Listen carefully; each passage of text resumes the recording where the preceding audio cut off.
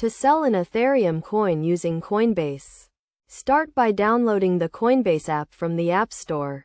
Once installed, open the app and navigate to the main screen, where you'll see various options such as buy, sell, receive, add cash, recurring buys, wallet, earn, and card. To proceed with selling your assets, click on the Sell option.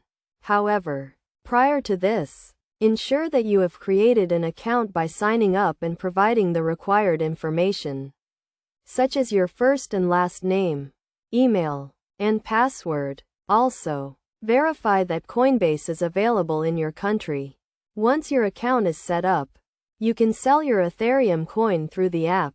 Alternatively, you can also access your wallet and find the Ethereum option, which will give you the choice to buy, sell, or receive Ethereum, as well as other options like swap, bridge, and send. By following these steps, you should be able to successfully sell your Ethereum coin using Coinbase.